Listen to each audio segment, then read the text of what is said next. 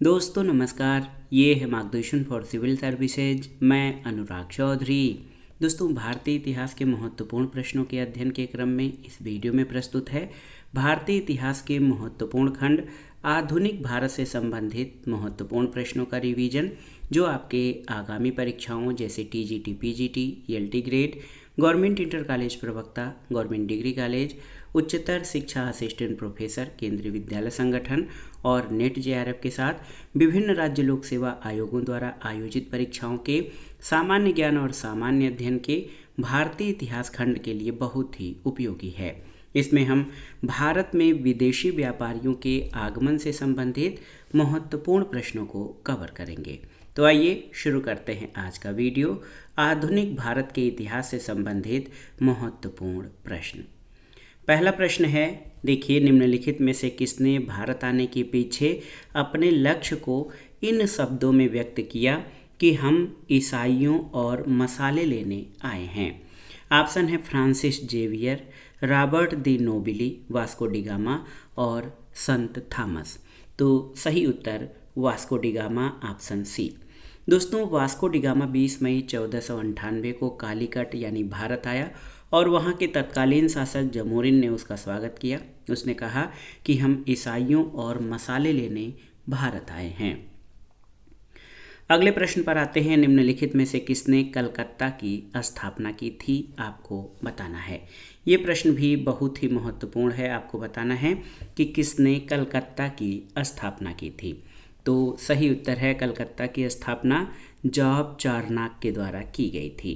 कासिम बाजार की फैक्ट्री के प्रमुख जाप चारनाक ने अंग्रेजों के व्यापार केंद्र के लिए हुगली के स्थान पर सूतानूती अथवा सुतनौती कलकत्ता स्थल को चुना और इस तरह 1690 ईस्वी में उसने अंग्रेज बस्ती के रूप में कलकत्ता की स्थापना की थी। अगला प्रश्न है, 1606 में गोलकुंडा के शासक से फरमान हासिल करने के पश्चात कौन मसूलीपट्टनम में स्थापित हो गए। ऑप्शन है पुर्तगाली, अंग्रेज, डच या फ्रांसीसी। तो सही उत्तर डच, ऑप्शन सी।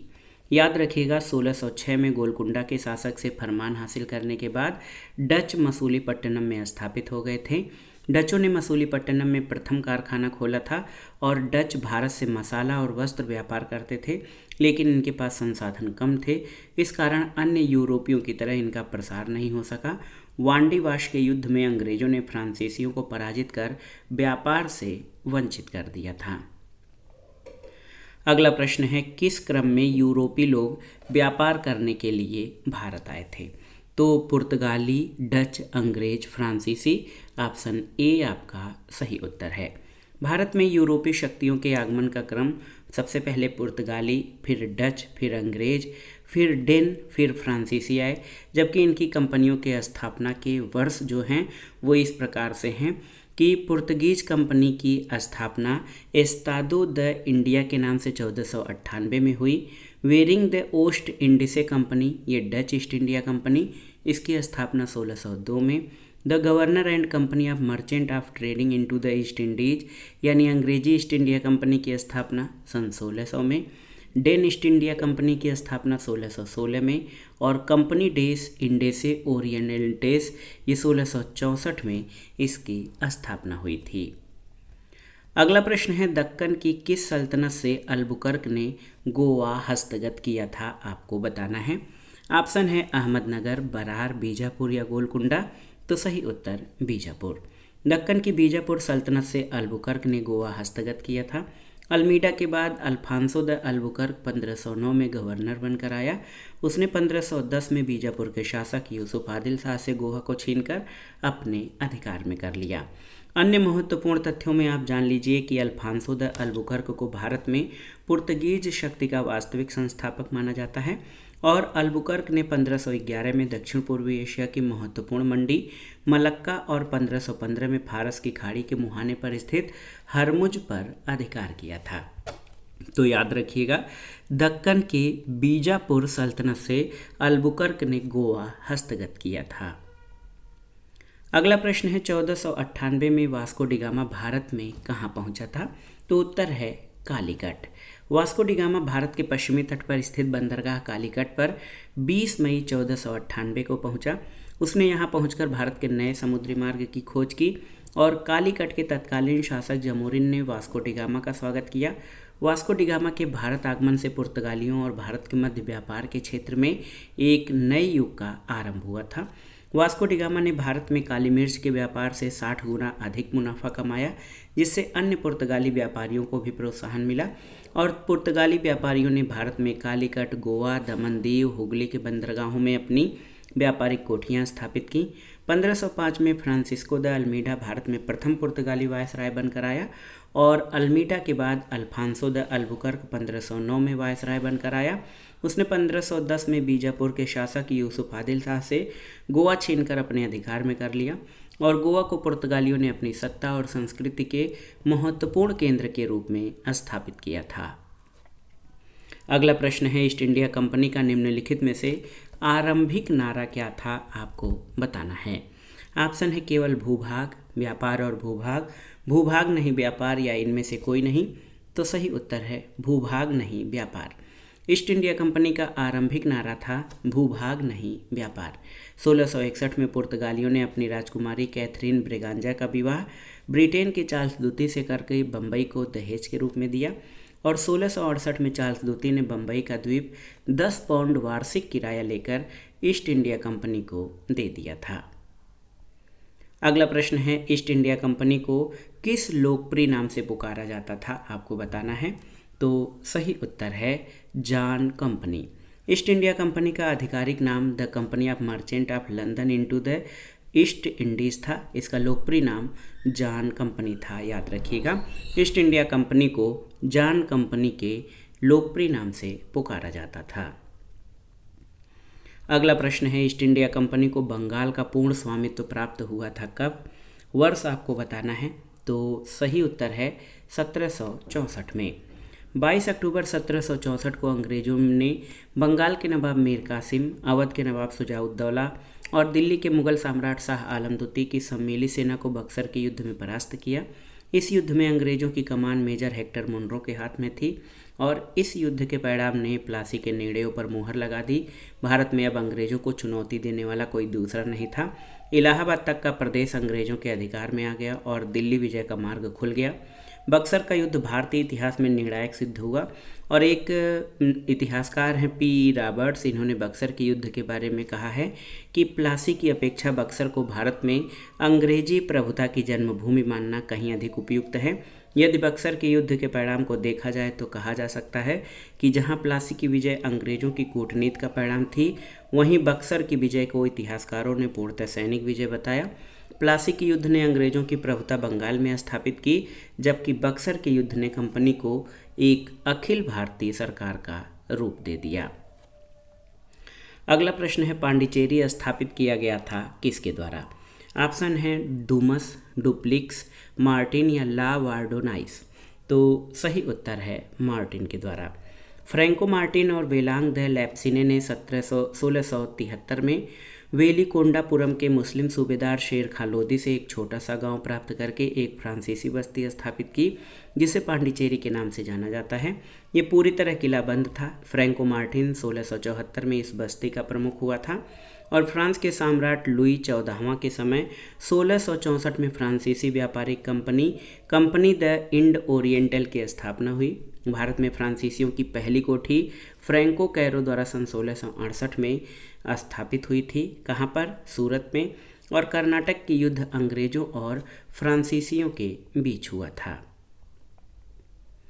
अगला प्रश्न है, चंद्रनगर कौन सी कॉलोनी थी? ब्रिटिश, फ्रेंच, पुर्तगाली या उपरोक्त में से कोई नहीं, आपको बताना है।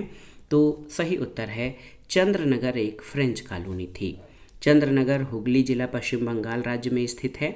1673 में इसे फ्रांसीसियों द्वारा बसाया गया था और इस शहर पर 1757 और 1794 में अंग्रेजों ने कब्जा कर लिया।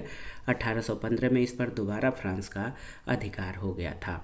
तो याद रखिएगा, चंद्रनगर ये पश्चिम बंगाल में एक फ्रेंच कॉलोनी थी। अगला प्रश्न है, ब्रिटिश ईस्ट इंडिया कंपनी ने भारत में व्यापार पर अपना एकाधिकार कब खो दिया था? 1798, 1813, 1833 या 1853। तो सही उत्तर 1813 में। 1813 के चार्टर एक्ट द्वारा कंपनी के भारतीय व्यापार में एकाधिकार को समाप्त कर दिया गया, यद्यपि उसका चीन तथा चाय के व्यापार पर एकाधिकार बना रहा। 1833 के चार्टर एक्ट के द्वारा कंपनी का व्यापारिक अधिकार चाय और चीन से भी समाप्त कर दिया गया और उसे भविष्य में केवल राजनीतिक कार्य ही करने थे। 1813 के चार्टर एक्ट के अनुसार कंपनी को भारत में शिक्षा पर 1 लाख रुपए खर्च करने का प्रावधान था। 1833 के चार्टर एक्ट के अनुसार बंगाल का गवर्नर जनरल भारत का गवर्नर जनरल बना दिया गया, ये महत्वपूर्ण है। और 1833 के चार्टर एक्ट के द्वारा कानून बनाने के लिए गवर्नर जनरल की परिषद में एक कानूनी सदस्य चौथे सदस्य के रूप में शामिल किया गया था। तो याद रखिएगा, 1813 के चार्टर एक्ट द्वारा कंपनी के भारतीय व्यापार के एकाधिकार को समाप्त कर दिया गया। अगला प्रश्न है, भारत में ब्रिटिश ईस्ट इंडिया कंपनी की पहली प्रेसिडेंसी कहाँ थी, आपको बताना है। ऑप्शन है मद्रास, मछलीपट्टनम, सूरत या हुगली में। तो सही उत्तर मद्रास में।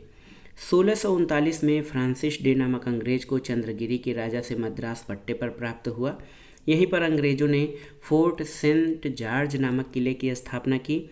1641 में कोरोमंडल तट पर फोर्ट सेंट जॉर्ज कंपनी का मुख्यालय बना और मद्रास अंग्रेजों की पहली प्रेसिडेंसी थी।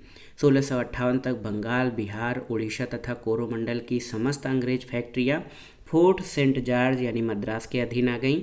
बंगाल के सूबेदार शाह सुजा द्वारा दिए गए एक विशेष फरमान द्वारा 1651 में अंग्रेजों को 3000 रुपये वार्षिक कर देने पर बंगाल में व्यापार का विशेष अधिकार प्राप्त हुआ और मुगल बादशाह औरंगजेब और अंग्रेजों के बीच पहली भिड़ंत 1686 ईस्वी में हुगली में हुई थी। ये बहुत ही महत्वपूर्ण प्रश्न है। अगला प्रश्न है, निम्नलिखित में से किसने 1613 में सूरत में अंग्रेजों द्वारा कारखाना स्थापित करने के लिए फरमान जारी करने हेतु जहांगीर को प्रभावित किया? तो यहाँ पर ऑप्शन है अंग्रेजों और पुर्तगालियों के बीच समन्वय, मुगल बादशाहों को पुर्तगालियों को बाहर निकालने के लिए एक गुप्त नौसैनिक सहायता, नूरजहां को भारी रिश्वत, या अंग्रेजों द्वारा पुर्तगालियों के नौसैनिक स्क्वाड्रन की हार। तो सही उत्तर ऑप्शन डी हो जाएगा। अंग्रेजों द्वारा पुर्तगालियों के नौसैनिक स्क्वाड्रन की हार ने 1613 में सूरत में अंग्रेजों द्वारा कारखाना स्थापित करने के लिए फरमान जारी करने के लिए जहांगीर को प्रभावित किया था। कैप्टन मिडल्टन के नेतृत्व में अंग्रेजी नौसेना ने 1611 में पुर्तगालियों के नौसैनिक बेड़े को स्वाली में पराजित किया था। इससे प्रभावित होकर जहांगीर ने 1613 में फरमान जारी कर अंग्रेजों को सूरत में अस्थायी कारखाना स्थापित करने की अनुमति प्रदान की थी। अगला प्रश्न है, अंग्रेजों ने पहली फैक्ट्री भारत में कहाँ पर बनाई थी? ये महत्वपूर्ण प्रश्न है। सही उत्तर सूरत में। जहांगीर के शासनकाल में इंग्लिश ईस्ट इंडिया कंपनी ने 1611 में मसूलीपट्टनम अथवा मछलीपट्टनम में एक अस्थायी कारखाना स्थापित किया। 1613 में सूरत में स्थापित कारखाना अंग्रेजों का प्रथम स्थायी कारखाना था। कैप्टन विलियम हॉकिंस सूरत से मुगल दरबार 1608 में पहुंचा, लेकिन सूरत में फैक्ट्री की स्थापना अनुमति पाने में सफल नहीं हो सका। 1611 में पुर्तगालियों के विरोध के बावजूद कैप्टन मिडल्टन सूरत के समीप स्वाली पहुंचा और मुगल गवर्नर से वहां व्यापार करने की अनुमति पाने में सफल हो गया। कैप्टन बेस्ट द्वारा सूरत की बंदरगाह की विजय ने पुर्तगाली एकाधिकार की निरंतरता को भंग किया। उसके बाद अंग्रेजों ने सूरत में 1613 में अस्थायी रूप से एक फैक्ट्री स्थापित की और यहाँ से अंग्रेजों ने अपने व्यापार को देश के दूसरे भागों में फैलाया और शीघ्र ही अहमदाबाद, बुरहानपुर, अजमेर और आगरा में सहयोगी फैक्ट्रियाँ स्थापित की थीं। अगला प्रश्न है, उस परमिट को क्या कहा गया था जिसके अधीन ईस्ट इंडिया कंपनी को 1717 से प्रत्येक प्रकार के लेन देन में मुक्त भाव से उपयोग के लिए निरीक्षण और सीमा शुल्क के भुगतान से छूट प्राप्त थी? ऑप्शन है दस्तक, औरंग, जाकत या गोमत्सा। तो सही उत्तर दस्तक। दस्तक वस्तुतः कर मुक्त व्यापार करने का परमिट या पारपत्र था। 1717 में मुगल सम्राट फर्रुखसियर द्वारा जारी फरमान में सीमा शुल्क से मुक्त व्यापार करने की अनुमति के बाद कलकत्ता की अंग्रेज फैक्ट्री का प्रेसिडेंट दस्तक जारी करता था। कॉर्नवालिस के समय दस्तक की सुविधा को समाप्त कर दिया गया और ब्लैक होल की घटना 20 जून 1756 को हुई थी। फर्रुखसियर द्वारा 1717 में जारी फरमान को ओर्म ने कंपनी का महाधिकार पत्र यानी मैग्ना कार्टा की संज्ञा दी थी। अगला प्रश्न है द्वितीय पुर्तगाली वाणिज्यिक अभियान का नेता कौन था, आपको बताना है। तो सही उत्तर लोपो सोरेज। देखिए बहुत ही महत्वपूर्ण है, यहाँ पर आप देख सकते हैं ये काब्राल था। यहाँ पर ऑप्शन है ड्यूरेट, पकेको, लोपो सोरेज, वास्को डिगामा या अल्वारेज काब्राल। तो सही उत्तर ऑप्शन डी अल्वारेज काब्राल। प्रथम पुर्तगाली अभियान का नेता वास्को डिगामा था 1498, जबकि 1500 में द्वितीय पुर्तगाली वाणिज्यिक अभियान का नेता अल्वारेज काब्राल था। 1502 में वास्को डिगामा दूसरी बार भारत आया। नीनो डी कुन्हा ने 1530 में सरकारी कार्यालय कोचीन से गोवा स्थानांतरित किया। केवल गोवा, दमन और दीव 1961 तक पुर्तगालियों के अधिकार में रहे थे। अगला प्रश्न है किस देश का राजकुमार हेनरी द नेविगेटर के नाम से विख्यात था, आपको बताना है। ये बहुत ही महत्वपूर्ण प्रश्न है। तो सही उत्तर पुर्तगाल। पुर्तगाल का राजकुमार हेनरी द नेविगेटर के नाम से विख्यात था। उसके सतत प्रयासों से भौगोलिक खोजों का कार्य आसान हुआ। पुर्तगाली नाविक बार्थोलोमियो डियाज ने 1487 में उत्तमासा अंतरीप यानी केप ऑफ गुड होप की खोज की और वास्को डिगामा ने 1498 में भारत की खोज करने में सफलता प्राप्त की। 1494 में कोलंबस ने अमेरिका की खोज की थी। अगला प्रश्न है अल्बुकर्क ने गोवा कब्जा कहाँ से किया था। ये बहुत ही महत्वपूर्ण प्रश्न है। तो सही उत्तर बीजापुर से। भारत में पुर्तगाली शक्ति का वास्तविक संस्थापक अल्बुकर्क 1509 से 1515 था। इसने भारत में एक प्रादेशिक शक्ति के रूप में पुर्तगाली राज्य की स्थापना की। फरवरी 1510 में बीजापुर के आदिल शाही सुल्तान से गोवा को जीतना अल्बुकर्क की पहली महत्वपूर्ण उपलब्धि थी और गोवा की विजय ने दक्षिण पश्चिमी समुद्र तट पर पुर्तगाली नौसैनिक प्रभुत्व पर मुहर लगा दी और इसके साथ ही भारत में क्षेत्रीय पुर्तगाली राज्य की स्थापना हुई। अल्बुकर्क ने भारत में पुर्तगालियों की संख्या में वृद्धि करने और उनकी अस्थायी बस्तियां बसाने के उद्देश्य से पुर्तगालियों को भारतीय महिलाओं के साथ विवाह करने को प्रोत्साहित किया था। अगला प्रश्न है कि ईस्ट इंडिया कंपनी को सुनहला फरमान या गोल्डन फरमान कब प्राप्त हुआ था, आपको बताना है। ये प्रश्न बहुत ही महत्वपूर्ण है। ऑप्शन है 1632 में, 1651 में, 1668 में या 1717 में। तो सही उत्तर 1632 में ऑप्शन ए। 1632 में गोलकुंडा के सुल्तान ने अंग्रेजों को एक फरमान के द्वारा गोलकुंडा के बंदरगाहों पर व्यापार करने की अनुमति दे दी। इसके बदले में ब्रिटिश कंपनी को 500 पैगोडा वार्षिक कर देना था। ये फरमान अत्यंत लाभकारी होने के कारण इसे सुनहरा फरमान कहा गया। 1639 में फ्रांसिस डे नामक अंग्रेज ने चंद्रगिरी के राजा से मद्रास को पट्टे पर प्राप्त किया और वहाँ पर फोर्ट सेंट जॉर्ज नामक किले की स्थापना की। बंगाल के सूबेदार शाह सुजा द्वारा दिए गए विशेष फरमान द्वारा 1651 में अंग्रेजों को 3000 रुपये वार्षिक कर देने के बदले बंगाल में व्यापार का विशेषाधिकार प्राप्त हुआ और 1698-99 में बंगाल के सूबेदार अजीम मुशान की अनुमति के बाद कंपनी को 1300 रुपये देने पर सुल्तानती गोविंदपुर और कोलिकाता की जमींदारी प्राप्त हो गई थी। अगला प्रश्न है भारत से पुर्तगाली सत्ता के पतन के कारणों में कौन सा सही नहीं है, आपको बताना है। स्पेन का 1580 में पुर्तगाल पर अधिकार, भारत में मुगल सत्ता की स्थापना, अंग्रेजी और डच नौसैनिक शक्ति का उदय और औरंगजेब की व्यापार विरोधी नीति। तो यहाँ पर आप देख सकते हैं ऑप्शन डी औरंगजेब की व्यापार विरोधी नीति ये पुर्तगाली सत्ता के पतन के कारणों में सही नहीं है। भारत में पुर्तगाली सत्ता के पतन के कारणों में स्पेन का 1580 में पुर्तगाल पर अधिकार, भारत में मुगल सत्ता की स्थापना और अंग्रेजी डच नौसैनिक शक्ति का उदय ये कारण सही हैं, लेकिन औरंगजेब की व्यापार विरोधी नीति पतन के कारणों में शामिल नहीं है।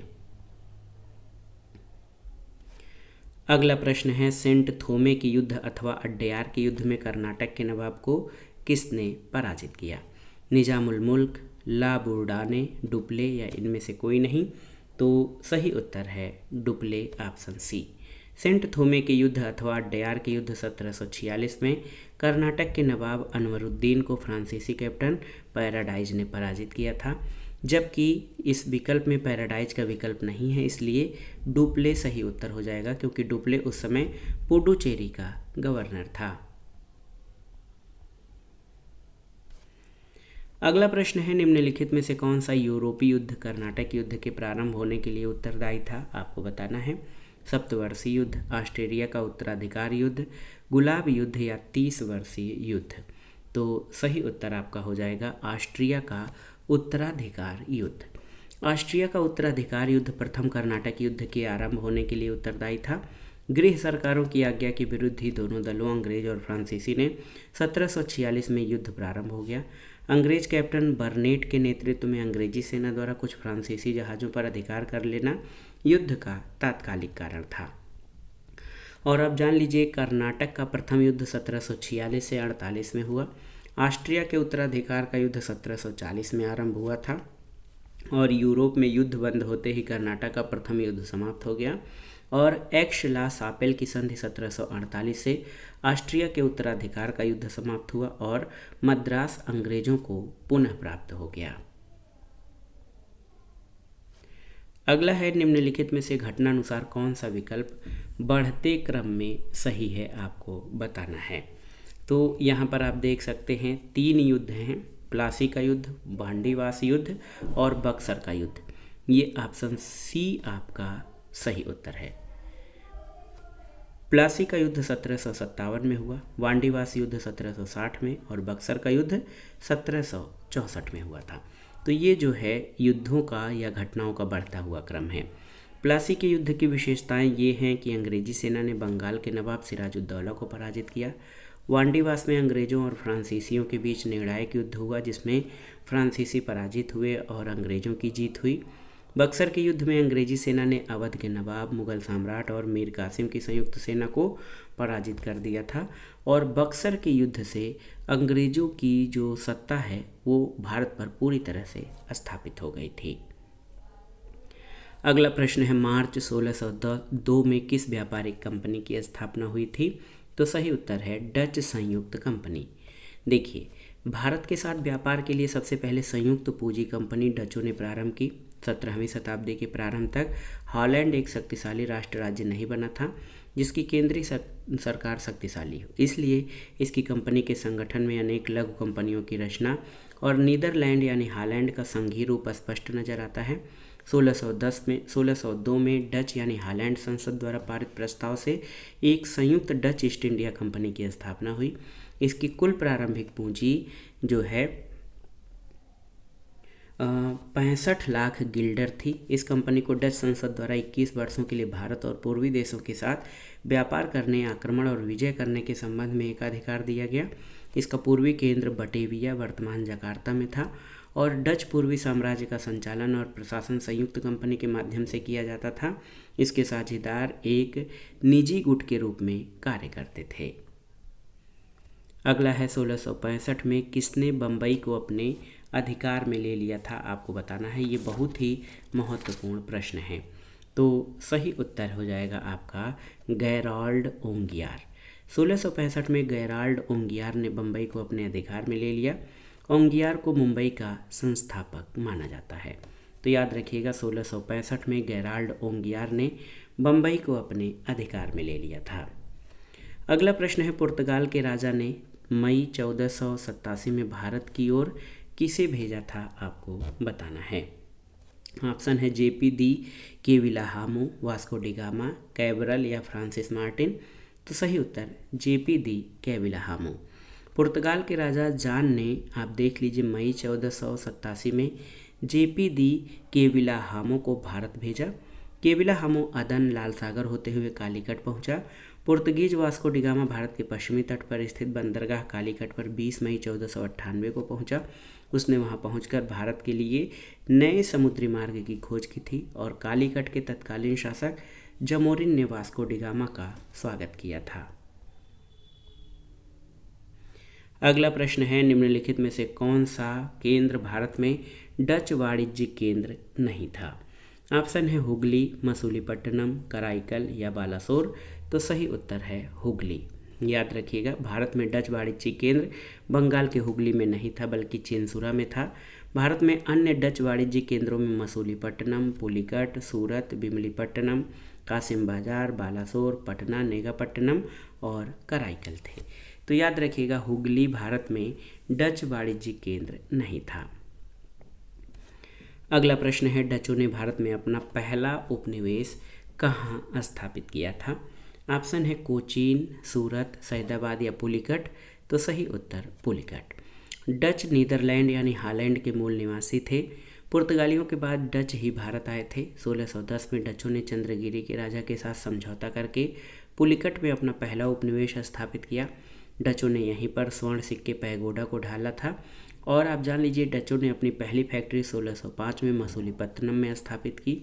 डच अपने प्रारंभिक चरण में काली मिर्च और अन्य मसालों के व्यापार में रुचि रखते थे, लेकिन बाद में मसालों के स्थान पर भारतीय कपड़ों के निर्यात को उन्होंने अधिक महत्व दिया था। अगला प्रश्न, और भारत में विदेशी व्यापारियों या विदेशी कंपनियों के आगमन से संबंधित महत्वपूर्ण प्रश्नों का ये लास्ट क्वेश्चन है। देखिए, द्वितीय मराठा युद्ध के बारे में निम्नलिखित कथनों पर विचार कीजिए। यहाँ पर 3 कथन हैं। पहला है ईस्ट इंडिया कंपनी द्वारा लड़ा गया दूसरा मराठा युद्ध पेशवाओं की ओर से था, जिसे पेशवाओं के अधिकार विनियोग के खिलाफ उठे मराठाओं के विरोध को शांत करने के लिए माना जाता था। दूसरा है, इस दूसरे मराठा युद्ध की सफलता के फलस्वरूप महाराजा रणजीत सिंह और ईस्ट इंडिया कंपनी के बीच संघर्ष हुआ। तीसरा है, गंगा जमुना दोआब में ब्रिटिश अधिग्रहणों को कायम रखा गया, लेकिन इन्हें मध्य भारत और राजस्थान से हटा लिया गया। इसमें से आपको बताना है कि कौन से कथन सही हैं। तो केवल कथन 1 सही है। ऑप्शन ए आपका सही उत्तर हो जाएगा। द्वितीय आंग्ल मराठा युद्ध 1803 से 1805 तक चला। अंग्रेजों की कूटनीति और भीतरघात नीति के कारण बाध्य होकर सिंधिया और भोसले ने कंपनी के साथ दिसंबर 1803 में संधियां की। सिंधिया और अंग्रेजों के मध्य सुरजी अर्जुन गांव की संधि 30 दिसंबर 1803 के अनुसार उत्तर में गंगा और यमुना की समस्त भूमि और जयपुर, जोधपुर और जोहाद की समस्त भूमि अंग्रेजों की होगी। इसके साथ ही अहमदनगर, भड़ौच, अजंता और गोदावरी नदी की समस्त भूमि पर भी अंग्रेजों का अधिकार होगा। तो दोस्तों, ये था आज का वीडियो। आधुनिक भारत के इतिहास के अंतर्गत भारत में विदेशी कंपनियों के आगमन से संबंधित महत्वपूर्ण प्रश्नों का रिवीजन, जो आपके आगामी परीक्षाओं के लिए बहुत ही उपयोगी हैं। आप इन प्रश्नों को अच्छे से तैयार कर लीजिएगा। वीडियो आपको कैसा लगा हमें कमेंट बॉक्स में ज़रूर बताइएगा। वीडियो को लाइक करें, शेयर करें और इस चैनल मार्गदर्शन फॉर सिविल सर्विसेज को सब्सक्राइब करें। वीडियो देखने के लिए धन्यवाद। नमस्कार।